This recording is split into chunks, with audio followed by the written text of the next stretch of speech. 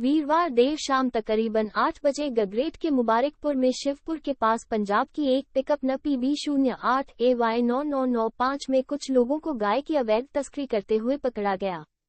स्थानीय बजरंग दल के कार्यकर्ताओं ने तस्करों को पकड़कर पुलिस के हवाले किया। इस दौरान गगरेट के पूर्व विधायक चैतन्य शर्मा भी मौके पर मौजूद रहे। उन्होंने कहा कि पिकअप चलाने वालों के पास गौवंशों को एक जगह से दूसरी जगह ले जाने की न तो कोई परमिशन थी और न ही कोई ऐसा दस्तावेज था जिससे ये सिद्ध हो सके कि ये लोग कानून के दायरे में रहकर ये काम कर रहे थे।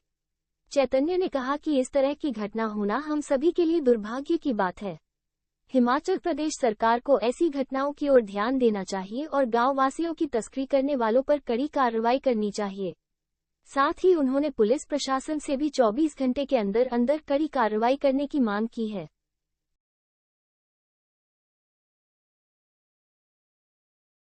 कि ये हमारे पूरे के पूरे समाज की, हमारे सनातन धर्म से जुड़ी हुई जो हमारी विचारधारा है, और एक तरीके का जो एक बहुत बड़ा जो है हमें एक डिजास्टर देखने को अपने क्षेत्र में और अपने प्रदेश में, देश की तो छोड़िए, अगर हम प्रदेश के क्षेत्र की बात करें, ये बहुत बड़ा कॉज ऑफ कंसर्न है।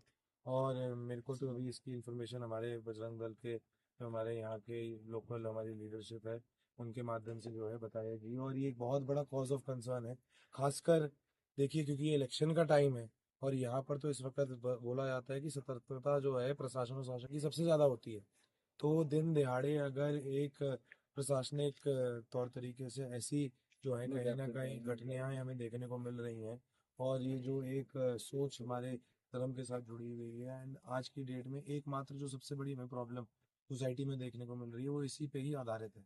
एक ही एक ट्रक में 10 जो है पशु वंशज जो है आप एक जगह से दूसरी जगह ट्रांसपोर्ट कर रहे हैं। ये तो मैं सारा धन्यवाद करना चाहूँगा हमारे सारे लोकल यूथ का, और जो हमारे जो है इस मुख्य तौर से जुड़े हुए हैं और इन अभियानों को आगे बढ़ावा देने के संजीव जी हैं। अब तो इन्हीं की जो हमारी यहाँ पर इनकी देख रेख में पशुशाला है, जो यहाँ पर इनका सेंचुरी है, वहाँ पर ये जो है पशु ट्रांसपोर्ट करे जाएंगे। परंतु मेरा पुलिस के प्रशासन से और ऊपर जो ये सो रही हमारी शासन है, खासकर जो मुख्यमंत्री हैं, उनसे निवेदन है कि ये है मुख्य मुद्दों की बातें और चर्चा करने वाले विषय।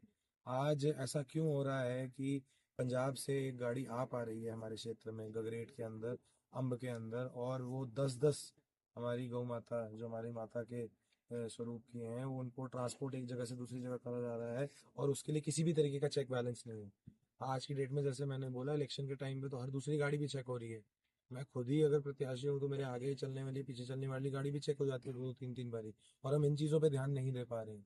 और मेरी प्रशासन से भी जो है निवेदन रहेगा, सख्त रूप से कि इसके ऊपर कार्रवाई, पुष्ट कार्रवाई होना बहुत ज़्यादा ज़रूरी है। क्योंकि जो अभी यहाँ पर वार्तालाप हुआ भी है, कम्युनिकेशन भी हुआ है, इसमें साफ तरीके से सामने आ रहा है। एक बिल्टी दिखाई जा रही है जिसमें बोरियों की बात लिखी हुई है, तो वो ट्रांसपोर्टेशन फॉर एनिमल्स तो है नहीं। दूसरा, चाहे हम एनिमल क्रूरल्टी की बात करते हैं, काउ विजिलेंटलिज्म की बात करते हैं, ये सख्त उसके दिए गए कानूनी जो लेट डाउन रूल्स हैं उसके खिलाफ है।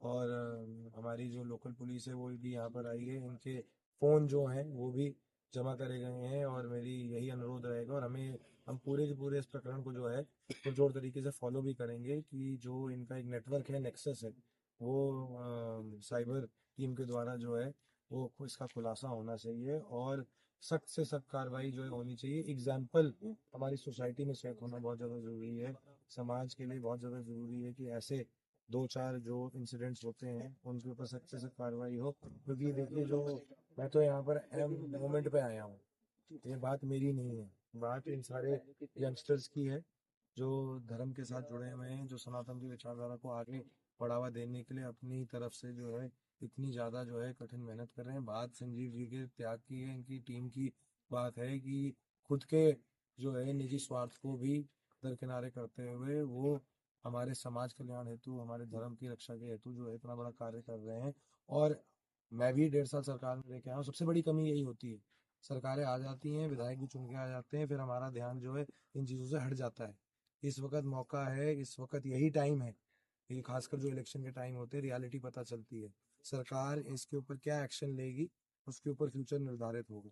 आज 16 तारीख है, 16 तारीख शाम का लगभग जो है 9:15 हो रहा है, तो हम सब भी यहीं खड़े हैं। मीडिया के माध्यम से हम भी देखना चाहेंगे कि इसके ऊपर कितनी से जल्दी कितनी कार्रवाई हो। अगर यहाँ पर प्रशासनिक अधिकारियों के ऊपर प्रेशर डाला जा सकता है इलेक्शन के दौरान, वो होर्डिंग्स उतारने के लिए, पोस्टर्स हटाने के लिए और झंडे हटाने के लिए, तो हमारे धर्म की रक्षा करने के लिए भी आई एम वेरी श्योर कि 24 घंटे के अंतर्गत ये जो है सरकार सक्षम होगी ये कार्य करने के लिए।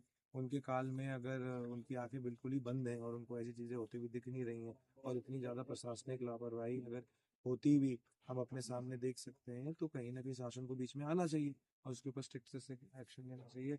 और मैं ये एक लास्ट में अपनी तरफ से वार्निंग भी देना चाहूँगा कि हम अपनी संस्कारित जो हमारी सनातन धर्म से जुड़ी हुई विचारधारा है, सोच है, उसके साथ हम अपने क्षेत्र में किसी भी प्रकार का खिलवाड़, खासकर अपनी गौ माता के साथ किसी भी लेवल पे नहीं होने देंगे।